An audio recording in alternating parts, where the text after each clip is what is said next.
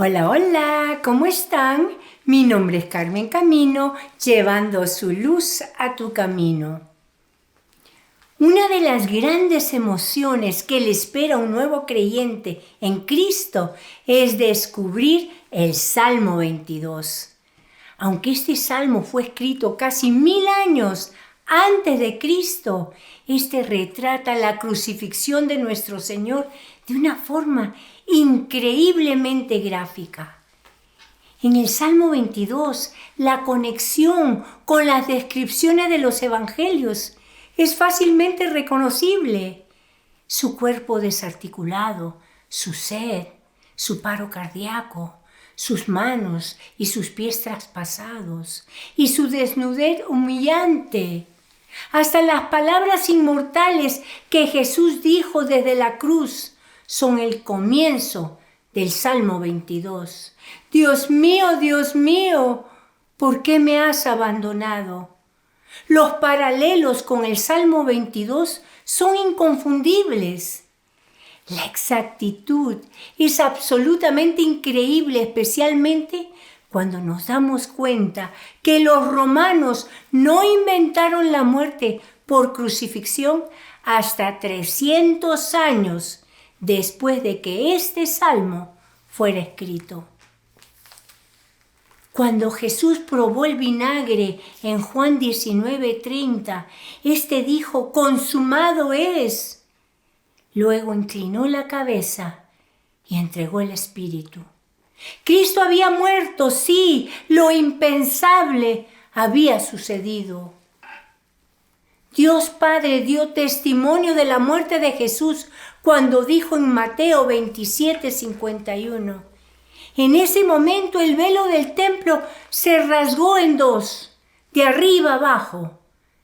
La tierra tembló, las rocas se partieron, los sepulcros se abrieron y muchos cuerpos de santos que ya habían muerto volvieron a vivir.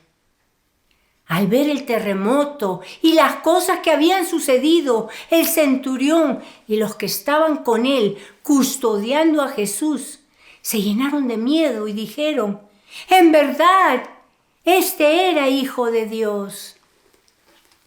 Para los discípulos todo había terminado. Ellos nunca se imaginaron que esto terminaría así. Ellos no entendieron la verdad de Jesús con respecto a las profecías de la resurrección. Pero ahora ya no quedaba nada, excepto la vergüenza de haberlo negado, de haberlo abandonado en su momento más difícil. Lo que los discípulos no sabían es que muy pronto sentirían una alegría grandiosa, algo que ellos nunca antes habían sentido. En este pasaje, Cristo les lleva la verdad y la maravilla de la resurrección a sus seguidores, incluyéndonos a nosotros. Su experiencia es nuestra experiencia. José de Arimatea, un discípulo secreto de Jesús, recibió permiso para enterrar el cuerpo de Jesús. Y con la ayuda de Nicodemo, él envolvió el cuerpo de Jesús con envoltorios de lino y 30 kilos de especies aromáticas. Y lo puso en una tumba nueva. El Señor Jesucristo estuvo en esa tumba hasta su resurrección, que sucedió antes del amanecer del domingo. Juan 20:1 dice: el primer día de la semana, muy temprano, cuando todavía estaba oscuro, María Magdalena fue al sepulcro y vio que la piedra del sepulcro había sido quitada. Entonces fue corriendo a ver a Simón Pedro y al otro discípulo, aquel de que Jesús amaba, y les dijo: se han llevado del sepulcro al Señor y no sabemos dónde lo han puesto. Pedro y el otro discípulo salieron y fueron al sepulcro. Corrían los dos juntos, aunque el otro discípulo corrió más aprisa que Pedro y luego llegó primero al sepulcro. Cuando se acercó para mirar, vio los lienzos puestos allí, pero no entró. Tras él llegó Simón Pedro y entró al sepulcro y vio los lienzos puestos allí. Pero el sudario que había estado sobre la cabeza de Jesús no estaba puesto con los lienzos, sino enrollado en un lugar aparte. Entonces entró también el otro discípulo, el que había llegado primero al sepulcro. Y al ver todo eso, él creyó. Y es que aún no habían entendido la Escritura que dice que era necesario que el Cristo resucitara de los muertos. Pedro vio los linos y el turbante tal como habían sido envueltos alrededor del cuerpo de Jesús. Había el espacio en el medio, pero no había Jesús en el medio, no había cuerpo. Carlos Barrett dice: tal parece que el cuerpo de alguna forma desapareció o pasó a través de los linos y los dejó tal cual. Juan Stott dice que el cuerpo fue vaporizado mientras que se convertía en algo maravilloso y nuevo. Ahora Juan comprendía lo que había pasado. Dijo: Pedro, ¿no te das cuenta? Nadie ha hecho nada con el cuerpo. Se ha ido a través de los lienzos. Jesús ha resucitado, sí, Él ha resucitado. Está vivo. Jesús está vivo. La única razón que la piedra ya no estaba es para que nosotras pudiéramos ver que Jesús se había ido. El gran objetivo de este texto es de ponerlo delante de nosotros para que creamos como Pedro y Juan creyeron. Si nosotros creemos, nuestras vidas cambiarán. Jesús ha resucitado, sí. Un Cristo vivo es un Cristo todopoderoso. Un Cristo vivo es un Cristo presente. Un Cristo vivo es un Cristo que nos da vida ahora. Un Cristo vivo es el Cristo que nos da vida en la eternidad.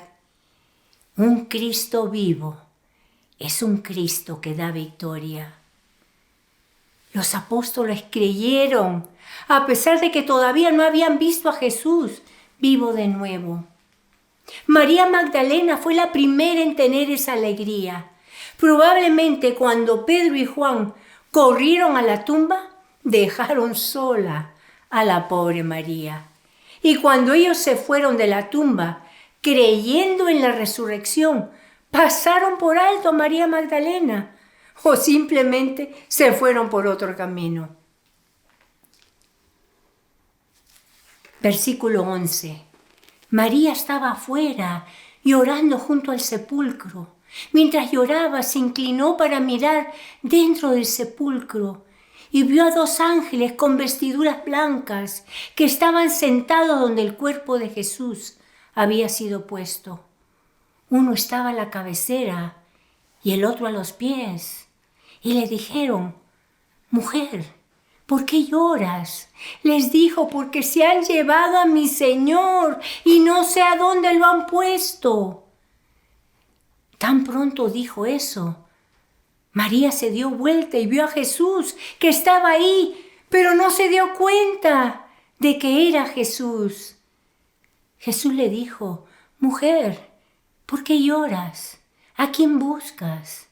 Ella, pensando que era el hortelano, le dijo: Señor, si tú te lo has llevado, dime dónde lo has puesto, y yo me lo llevaré. Jesús le dijo: María. Entonces ella se volteó y le dijo en hebreo: Raboni, que quiere decir maestro. Jesús le dijo: ve a donde están mis hermanos y diles de mi parte que subo a mi Padre y Padre de ustedes, a mi Dios y Dios de ustedes. Es bien significativo que aquí, al igual que en los otros 3 evangelios, Cristo se le aparece primero a una mujer, a María Magdalena, no a un apóstol, no a alguien importante en la sociedad o en la iglesia, sino a una mujer en particular. Cristo se le aparece primero a una mujer que en la cultura de ese tiempo era oprimida. Ella era una mujer conocida por su gran pecado. Qué gran consuelo para nosotros que Jesucristo siempre va primero a los pobres de espíritu. Por eso Mateo 5:3 dice, bienaventurados los pobres de espíritu, porque de ellos es el reino de los cielos. Esa verdad nunca cambiará. Para entonces ya era domingo por la noche. A pesar de toda la emoción, el grupo apostólico tenía miedo y por lo tanto estaban en un cuarto privado, a puerta cerrada, sentados todos juntos, tratando de discernir lo que había pasado. De repente Jesús se les aparece a los discípulos. Jesús estaba en medio de ellos, a pesar de que nadie había abierto la puerta. Sus corazones palpitaban aceleradamente, la adrenalina fluía. Jesús los saluda, Shalom, la paz sea con ustedes. Jesús les mostró sus manos y su costado. Los discípulos estaban maravillados, estaban felices de ver a su Señor. ¿Qué tal día? Sin duda alguna, la resurrección de Cristo fue el día más dramático en la historia del mundo.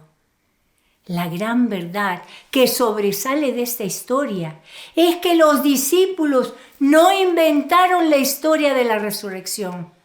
Al principio, ellos mismos ni lo entendieron ni lo creyeron.